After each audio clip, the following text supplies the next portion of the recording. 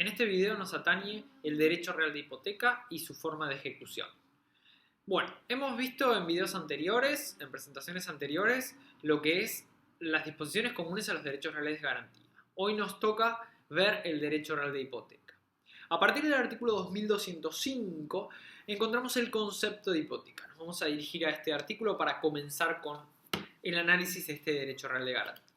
Dice el 2205. La hipoteca es el derecho real de garantía que recae sobre uno o más inmuebles individualizados que continúan en poder del constituyente y que otorga al acreedor, ante el incumplimiento del deudor, las facultades de persecución y preferencia para cobrar sobre su producido el crédito garantizado. De este artículo podemos obtener una serie de características que hacen a este derecho real. Sabemos que es un derecho real, ¿sí? Porque es la relación que tiene un acreedor sobre un objeto ajeno, ¿sí? Si bien es un derecho real que dice que recae sobre uno o más inmuebles, lo vamos a criticar levemente esto, porque en realidad el derecho real de hipoteca podría recaer sobre uno o más inmuebles individualizados o podría recaer, en su defecto, sobre el derecho de superficie que constituye el superficiario de acuerdo a las facultades que tiene en su derecho real. Es decir, podría recaer sobre un bien la hipoteca, ¿sí? Los casos en que la ley determine, como es el caso del superficiario.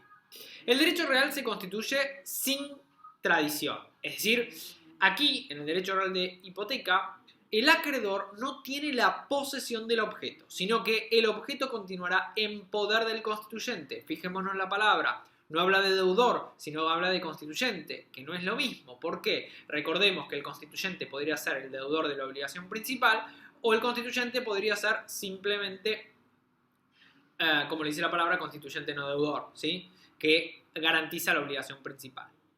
De esta forma, el artículo 2205 nos está acercando los caracteres y dice, y habla de las facultades que tendrá el acreedor. Y nos nombra dos en particular. A ver, el acreedor tiene un montón de facultades que vimos en disposiciones comunes, pero tendrá dos específicas que son la posibilidad de perseguir la cosa en manos de quien se encuentre y la más importante, el privilegio o preferencia del cobro a través del sistema del rango y el grado. En este sentido, el acreedor que tiene facultades, esas facultades de persecución y preferencia lo habilitan a su vez a tener acciones. Las acciones que tiene el acreedor, podríamos decir, ante el incumplimiento del deudor, son dos. La acción personal de cobro de la obligación principal y una acción de índole real que es la ejecución hipotecaria, ¿sí? Que veremos en el final de este video. Estas dos acciones son facultades del acreedor de utilizarlas ante el incumplimiento de la obligación principal. ¿Estamos hablando de qué? Entonces, es un derecho real de garantía. Es accesorio, hemos visto que es accesorio en las disposiciones generales. ¿Por qué es accesorio? Porque accede a una obligación principal, que es un crédito, ¿sí? Que puede ser una obligación de dar, hacer o no hacer. Es convencional. La única manera de que existe este derecho real es por acuerdo entre constituyente y acreedor. Es indivisible. Hemos visto que es indivisible. Su carácter natural es indivisible. ¿Qué significa que sea divisible? Aunque se pague gran parte de la deuda del crédito, la hipoteca subsiste sobre todo el bien grabado, es decir, subsiste sobre todo el objeto. O sea, cuando se vaya a ejecutar, se ejecuta la totalidad y no una parte del objeto. Por más que con una parte se cumpliría con la deuda que resta por el deudor. De esta manera, nos encontramos con el artículo 2206, en donde encontramos los legitimados. Los legitimados son los constituyentes. ¿Quién puede crear este derecho real?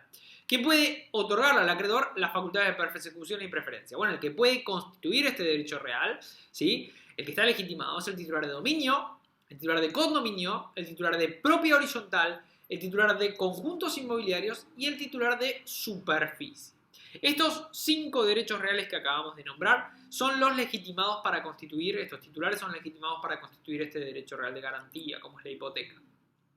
Palabras aparte merecen hablar de el dominio y el condominio, los titulares de dominio y de condominio. ¿Por qué? Bueno, el dominio podría ser un dominio revocable o un dominio fiduciario, ¿no? El dueño fiduciario podría constituir una hipoteca siempre que los fines del fideicomiso, ¿sí?, fueran compatibles con los fines del fideicomiso. Es decir, el dueño fiduciario solo podrá constituir la hipoteca si los fines del fideicomiso creado por el cual adquirió ese fideicomiso son compatibles. Si no, no podría.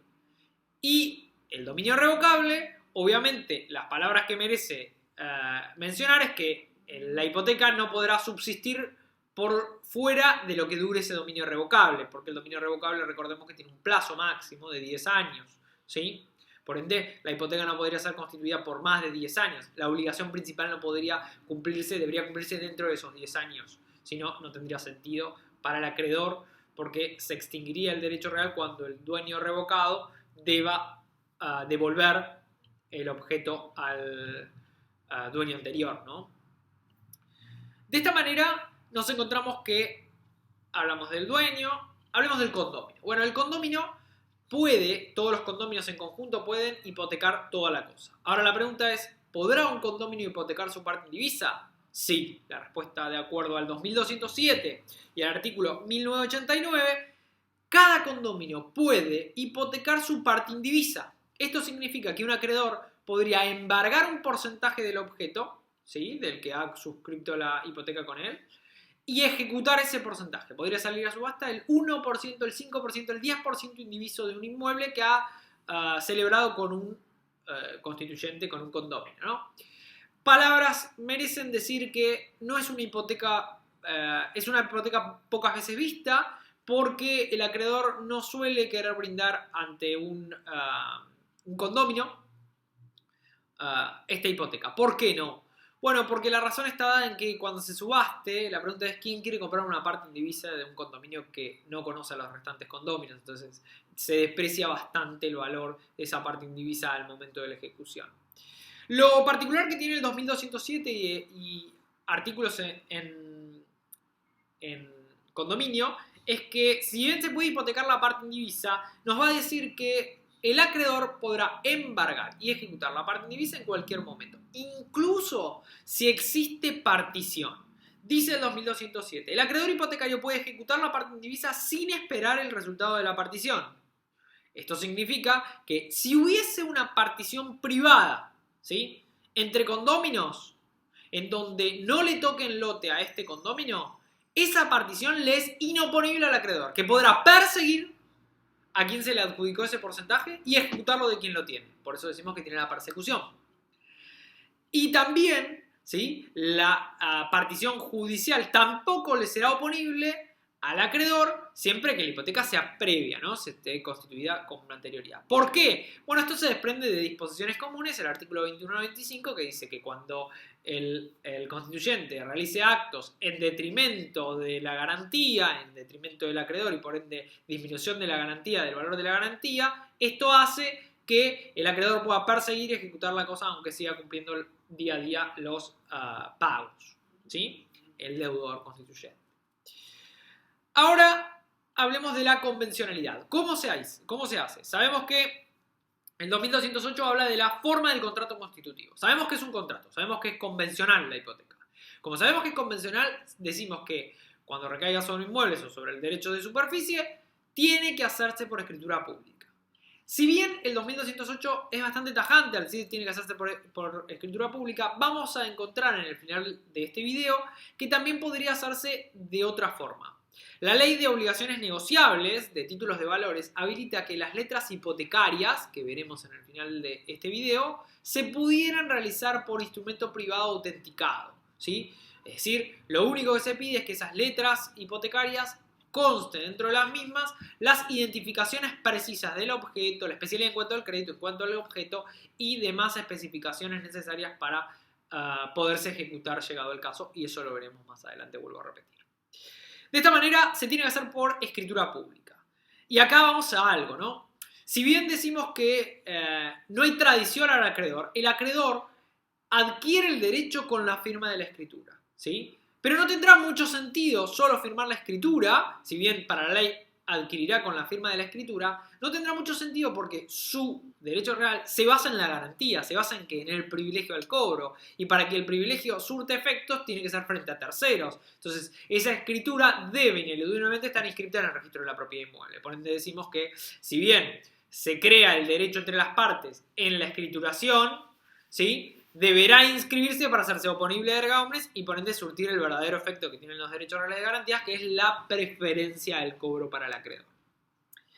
Ahora bien, esta hipoteca podría estar dentro mismo de la obligación principal, es decir, podría celebrarse en una misma escritura la obligación principal, por ejemplo, una compraventa, y insertarse la hipoteca dentro de esa compraventa. Es decir, que haya dos actos jurídicos, compraventa e hipoteca, en el mismo instrumento de escritura, o podrían ser dos instrumentos, dos escrituras distintas. En una escritura la compraventa y en otra escritura la hipoteca sobre ese inmueble, ¿sí? Esto no trae ninguna dificultad. Esto será visto oportunamente en publicidad registral. Por otro lado, tenemos una particularidad que habla de la promesa de hipoteca. ¿Qué es la promesa de hipoteca? La promesa de hipoteca se dará cuando el deudor suscribe con el acreedor un instrumento privado donde se compromete a hipotecar el objeto, ¿sí? Pero para que surte efectos ese instrumento deberá formalizarse con escritura pública y debe ser consentido, es decir, esa escritura pública donde se formaliza la promesa de hipoteca deberá ser consentida por el acreedor. Vamos a un ejemplo. Boleto de compraventa. Deudor, ¿sí? Deudor deja establecido en un boleto de compraventa, instrumento privado, que una vez que se formalice la escritura pública de la hipoteca, se llevará a cabo la hipoteca misma. En ese momento que se vaya a hacer la compraventa, el acreedor deberá presentarse para brindar su consentimiento e hipotecar el objeto. ¿Esto qué tiene? La promesa de hipoteca tiene dos elementos fundamentales. Uno es que se deba celebrar la aceptación luego por escritura pública por parte del acreedor y que la aceptación del acreedor sea previa a la inscripción en el registro, una cuestión lógica para dar privilegio a los terceros. Como hemos visto oportunamente, otra de las características que tiene este derecho real es que se debe cumplir con la especialidad en cuanto al crédito y en cuanto al objeto. El 2209 dice que el objeto de una hipoteca va a ser un inmueble o el derecho. Sea uno o en otro caso, el inmueble que esté siendo grabado por una hipoteca debe, en el instrumento de afectación, debe constar todas las cuestiones necesarias para la identificación del mismo. Es así que el 2209 nos dice que debe determinarse de forma fehaciente la ubicación, las medidas perimetrales, la superficie, las colindancias, los datos de registración, la nomenclatura catastral y cuántas especificaciones sean necesarias para identificar de forma debida el objeto, ¿sí? Esto lo completaremos con dos artículos en particular, artículos 10 y 11 de la ley 17801, en donde nos dice que el registro del propio inmueble requiere que para que se individualice debidamente en la hipoteca el inmueble, debe además constar los nombres de los titulares, el número de matrícula o de folio real, el año, el partido, las designaciones del plano o del título que tenga ese inmueble, es decir, todas las, como lo dice el artículo, todas las especificaciones necesarias para que no haya confusión en base al artículo, en base al objeto que se está dando en garantía. De esta manera decimos que el 2209, la especialidad es un carácter esencial y es de orden público. Si no se cumple con esto, si bien existen los efectos de la especialidad, la regla es que es de orden público y que hay que cumplirlo en el contrato de constitución que debe hacerse por escritura pública. Tenemos que ir llegando así, de esta manera, a lo que es ejecución, pero antes de entrar en la ejecución me gustaría hablar un poquito de lo que se llama hipoteca inversa o revertida, que se conoce más en la doctrina como hipoteca exigible post-mortem. ¿Qué es la hipoteca exigible post-mortem? Es una situación no muy común en nuestro derecho, pero sí permitida. Es cuando la obligación, ¿sí? Una persona avanzada, vamos a dar un ejemplo, una persona avanzada de edad, supongamos una persona de 80 años que ya es titular de un inmueble, decide con una entidad financiera, por ejemplo con un banco, solicitar un crédito y afianzar ese crédito con ese inmueble que ya tiene en su propiedad. ¿Para qué quiere el crédito? Bueno, porque quiere el crédito porque quiere tener dinero, porque por ejemplo, su jubilación es muy baja y no puede afrontar los gastos para mantener el inmueble o no puede afrontar los gastos de sus medicaciones por su edad avanzada. En este caso, celebran la hipoteca. La particularidad que tiene la hipoteca revertida es que lo que sucede es que es una hipoteca que se va a cumplir la obligación principal de la devolución del dinero una vez que el constituyente fallezca. Esto hace que el banco, ¿sí?, fije determinadas pautas, determinadas cláusulas que en algunos casos se consideran usurarias por poner intereses muy superiores cuando se tenga que devolver el dinero. ¿Y quién va a devolver ese dinero? Obviamente, esto lo que sucede es que quien devolverá el dinero, porque la obligación se empieza a cumplir una vez, es una obligación eventual, se empieza a cumplir una vez que se extinga, que fallezca el deudor, la deberán cumplir los herederos. Y si los herederos no tienen el dinero, no lo quieren cumplir, el banco hará uso de la ejecución y ejecutará el inmueble y así cobrará del producido, cobrará ese crédito que ha prestado en vida del constituyente, ¿sí? Por eso decimos que es una forma de hipoteca, la revertida, que no es vista en nuestra legislación, pero sí es permitida. Es decir, nadie podría decir que está en contra de nuestras normas. De esta manera vamos a llegar, así, cerrando con la hipoteca, con un tema que es las ejecuciones hipotecarias. Para entrar en ejecuciones, tendríamos que hablar de la extinción de la hipoteca. Sabemos que se extinguen los derechos reales y la forma de extinguir derechos reales, la forma de extinguir la hipoteca será por vía de consecuencia cuando se paga la obligación principal, cuando se cumple con la obligación principal, la consecuencia es la cancelación del gravamen, o por vía directa. Es decir, la hipoteca se podría extinguir por vía directa. ¿Cuándo? Cuando el acreedor renuncia, no quiere seguir teniendo el privilegio inscripto y por ende renuncia. Cuando la hipoteca estuviese sujeta, por ejemplo, a un derecho temporario como es el dominio irrevocable o la superficie, entonces sabemos que en algún momento se va a extinguir cumplida el dominio irrevocable que vuelva a manos del anterior, o se cumpla la superficie, se extinga la superficie y vuelva al nudo propietario. O la más común, ante el incumplimiento del deudor a través de lo que llamamos subasta, ¿sí? La subasta es lo que se conoce como ejecución. ¿Qué es la ejecución?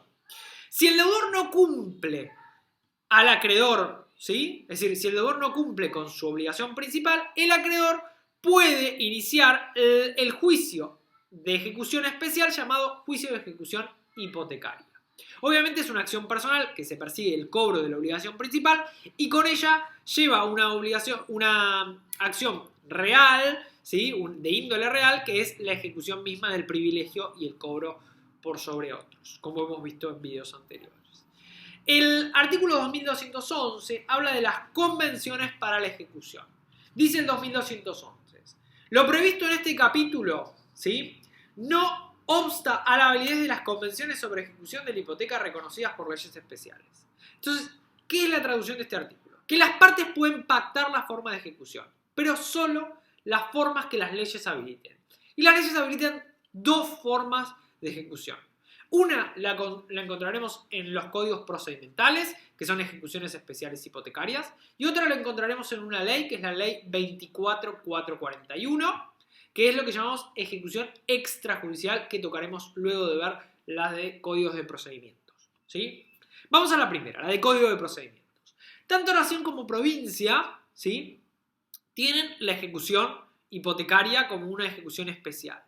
¿Qué se requiere? Bueno, lo primero que se requiere es la intimación fehaciente al deudor luego de 60 meses que no se ha abonado. Se tiene que interpelar fehacientemente al deudor o al constituyente, como hemos visto. En realidad se interpela al constituyente deudor. Si el deudor no es el constituyente, se interpela al deudor y luego se interpela al constituyente del pago de la deuda. ¿Bajo apercibimiento de qué? Bajo apercibimiento de iniciar la ejecución correspondiente.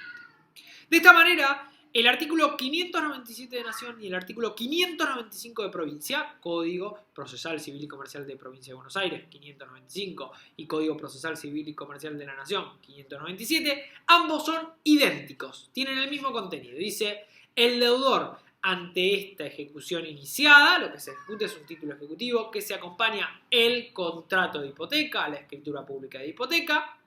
Acompañado de esto, el deudor podrá oponer una serie de excepciones. Las excepciones que puede oponer el deudor son pago total o parcial, quita, espera o remisión. Es decir, podrá oponer algunas de estas excepciones. Si no opone excepciones o las excepciones son inadmisibles, en esos casos pasamos a lo siguiente, que es, y acá sí difiere nación de provincia.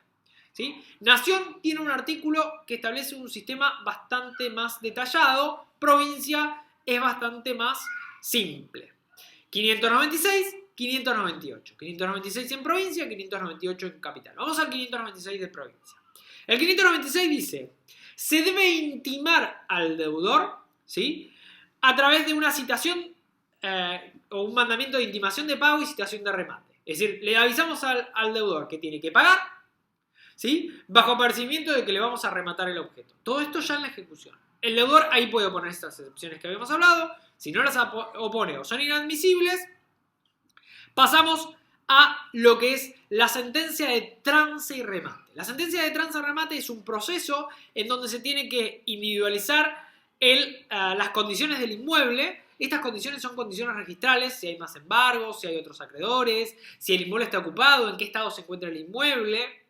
Y llegamos así a otro artículo que es el 597, que es la posibilidad de desocupar el inmueble y entregarle la tenencia del inmueble al acreedor hasta que se realice la subasta, ¿sí? Esto podría ser pedido, como no, cuando se realice la subasta, una vez subastado el objeto, si lo tiene el acreedor, lo entregará directamente al comprador, se acompañará el saldo de precio de la oferta de la subasta en el juzgado, se rendirán cuentas, el acreedor cobrará lo que le corresponde, del saldo se pagarán a los restantes acreedores y el remanente, como hemos visto, le quedará al constituyente.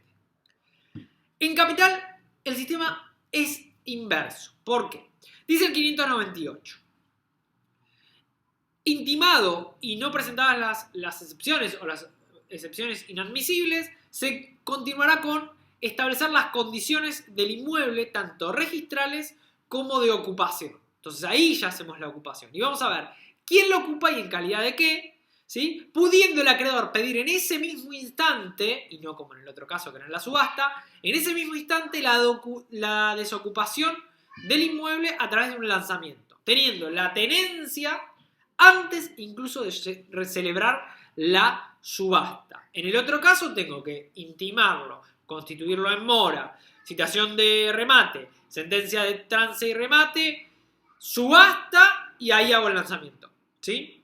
Sucedía la subasta, hago el lanzamiento. Acá puedo hacerlo de forma anticipada. Esto es una novedad porque antiguamente era idéntico que provincia. En capital ahora se puede hacer la subasta el lanzamiento anticipado de los ocupantes, pudiendo ser el propio deudor, un constituyente o terceros poseedores. Puedo, con mi derecho como acreedor, tengo el derecho de perseguir la causa en manos de quien se encuentre y por ende puedo lanzar quiere decir sacarlos del inmueble y tomar la tenencia del objeto para después entregárselo al comprador en subasta que pasa a ser el poseedor. ¿Por qué tenencia? ¿Por qué el acreedor tendría la tenencia? Porque el acreedor sigue reconociendo que el deudor constituyente es el titular del derecho real de dominio, de condominio o del derecho real que haya, por el cual haya constituido la hipoteca. De esta manera llegamos a la otra forma de constitución, la otra forma de ejecución, la comprendida en la ley 24441. Se conoce como ejecución extrajudicial, pero en realidad es una conjugación de actos fuera de la justicia y actos dentro de la justicia. Es decir, una ejecución especial porque permite la posibilidad de ejecutar de forma extrajudicial el objeto, pero pasando algunos actos por un proceso. Dice la 24441, que es un sistema bastante simple de entender, dice que ante la mora, ¿sí?, ante 60 días de mora, el acreedor está obligado a intimar fehacientemente, hasta ahora no hay ningún cambio con lo que establece la ley de procedimientos, se ve facultado a intimar fehacientemente al deudor de la deuda. Si el deudor se lo intima a 15 días a pagar, si dentro de esos 15 días el deudor no paga, el acreedor está habilitado para ejecutar de forma extrajudicial el objeto, ¿sí? ¿Esto cómo funciona? Bueno, hablemos de algo muy importante. Uno de los principales ítems que tiene la 24441 es que el acreedor debe notificar por carta documento, telegrama colacionado o acta notarial al deudor. Y eso lo debe comprobar judicialmente. ¿Sí? Fíjense que si bien la ejecución es extrajudicial, el trámite es judicial. ¿Esto qué significa? Acreedor, yo acreedor. El deudor pasa 60 días, no me paga. ¿Qué hago? Intimo fehacientemente al deudor. Deudor constituyente, ¿no? Lo intimo. Carta documento, telegrama colacionado o acta notarial. Y le tiene que llegar, porque yo lo que tengo que comprobar en el proceso de la ejecución es que estoy ejecutando por la ley 24441 y que yo lo intimé a 15 días a que me pague. Y tengo que acompañar la carta documento como que la recibió. Ojo que hay sentencias, es decir, hay un fallo plenario de corte que dice que cuando se hace el mutuo se ponen domicilios, ¿no? Cuando se hace el contrato se ponen los domicilios. Esos domicilios, siempre en todos los contratos dicen que se tienen por legales todos los domicilios establecidos en la parte superior del contrato, ¿no? Entonces, esos domicilios, si se supone que las partes lo declaran, si yo mando la carta documento y me viene rechazada, pero lo mandé a ese domicilio, hay un fallo que dice, eso, aunque haya venido rechazado, se cumple igual con la intimación efectiva, ¿sí? Es decir, se ha cumplido con la intimación que dice la ley 24441, ¿sí? Antes estaba discutido porque decía, lo tiene que recibir el deudor. Y si el deudor me lo rechaza, entonces tardaba mucho tiempo para la intimación. Bueno, lo intimo. 15 días a que pague. No paga, listo. Acompaño en el juicio de ejecución, diciendo que me rijo por la ley 24441. Acompaño el comprobante, ¿sí?, de que lo intimé fehacientemente. Acompaño el mutuo hipotecario y acompaño un informe de dominio. O acompaño letras hipotecarias o en vez del mutuo hipotecario, en vez del contrato de la escritura pública, una letra hipotecaria o un cupón de pago. Ahora explico qué es eso. Es decir que el acreedor se debe presentar al juez competente, inicia la ejecución diciendo por la 24441 ejecución extrajudicial y le acredita que ha intimado, acompaña el mutuo, acompaña la letra hipotecaria o cupón, esto es esto o esto, ¿no?, lo que va a acompañar, y acompaña un informe de dominio. Es todo lo que tiene que hacer. Y ahora volvemos a la parte extrajudicial nuevamente. Una vez hecho esto, volvemos a la parte extrajudicial. Bueno, expliquemos qué es la letra hipotecaria. La letra hipotecaria, ¿sí?, es lo que antes se conocía como pagaré hipotecario. El pagaré hipotecario es un título ejecutivo de crédito. Es un título de valor, ¿sí? Está en la ley de obligaciones negociables. Es un título de valor con garantía hipotecaria. Es un título en donde se pone un deudor, que es el librador, el que emite el título, a favor de un acreedor, ¿sí?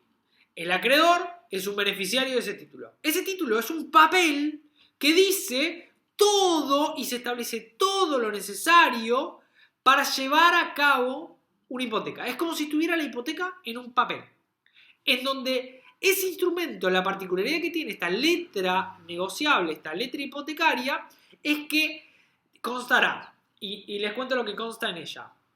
Consta los nombres de las partes, ¿sí?, del deudor, el inmueble descripto, la forma de pago, el crédito principal, y acá vamos a explicar una particularidad. Las letras hipotecarias solo son válidas cuando la obligación es una obligación de dar sumas de dinero. No hay otro tipo de obligación que habilite letras hipotecarias. Pero ¿cuál es la diferencia entre una hipoteca y una letra hipotecaria? No hay diferencia. Es la forma de articularla. Una es por escritura pública, ¿sí?, donde escribo en el registro. La letra hipotecaria es un papel donde dice que vos me debes tanta plata, ¿sí?, y que me garantizás que me vas a devolver esa plata de esta manera y me lo vas a pagar en tal lugar y que las partes sos vos y yo, y que este papel es como que yo, si el día de mañana no me pagás, yo te ejecuto este papel, ¿sí? Cuando digo yo te ejecuto este papel, la particularidad que tiene que este papel yo lo puedo endosar y dárselo a un tercero. Toma, tercero, listo, ahora vos sos el nuevo acreedor y beneficiario. El papel, ese endoso es nominativo, y eso hace que el acreedor puede pasar de manos en manos. Es decir, yo puedo ser acreedor y le digo, uy, le debo a Juan Pérez plata. Bueno, toma, mira, yo tengo una hipoteca sobre este tipo, toma. Te endoso, te firmo, listo. No hay que escribirlo, no. Porque ese título al portador le da la posibilidad de que el que lo tenga en su poder pueda ejecutar al deudor. Como si fuera el acreedor de la hipoteca, ¿sí? Es decir, permite esta ductibilidad de traspasos La otra requiere de la inscripción, de las transmisiones de acreedores a acreedores y la cesión de esos créditos. O sea, imagínense que es mucho más engorroso cuando se hace por escritura pública. ¿Qué pasa? En este título, ¿sí?, va a intervenir, en esta letra hipotecaria, va a intervenir un escribano, ¿sí?, que va a dar autenticidad a las firmas, el emisor, que es el deudor, y se inscribirá en el registro de la misma manera que se inscribe la hipoteca. Pero, ¿quién no intervino a diferencia de antes? El acreedor. Fíjense que en el mutuo hipotecario, en la escritura, interviene el acreedor. Pero acá, como es un título como al portador, por así decirlo, el acreedor va cambiando y puede cambiar de manos. Entonces, cuando lo ejecute, el que lo ejecuta es el que lo tenga en su poder y esté endosado en el título. Ese es el acreedor. No importa qué diga el registro, porque el registro no inscribe el acreedor en este caso. ¿Sí? Esa es la particularidad que tiene la letra hipotecaria. De esta manera, la letra hipotecaria, ¿sí?, es muchísimo más cómoda, más barata, ¿sí? Pero sí vamos a aclarar algo. La letra hipotecaria es y está estipulada en la 24.441, que es la ejecución extrajudicial. En un mutuo hipotecario se puede decir, bueno, nos vamos a ir por la ejecución extrajudicial, ¿sí? Pero si no dice, nos regimos por lo del Código de Procedimientos de Nación y de Ciudad. Si lo dice, vamos a irnos a la 24.441, esto de intimo a los 60 días, le digo que me ejecute, ¿sí?, que 15 días para que me pague el deudor, no me paga, bueno, le aviso al juez, inicio una ejecución y le digo, me rijo por la 24.441, acompaño, escuchen lo que acompaño, vuelvo a repetir, el mutuo, ¿sí?, si en ese mutuo se pactó que vamos a estar por la 24.441, acompaño la letra hipotecaria, ¿sí?, ahí ya ni siquiera tengo que decir que se pactó la 24.441 porque es la única forma de ejecución, la letra hipotecaria, el informe de dominio, ¿sí?, y podré de esta manera, y la comprobación de lo que lo intimé fehacientemente, y podré de esta manera iniciar la ejecución extrajudicial. Entonces, vamos a explicar qué.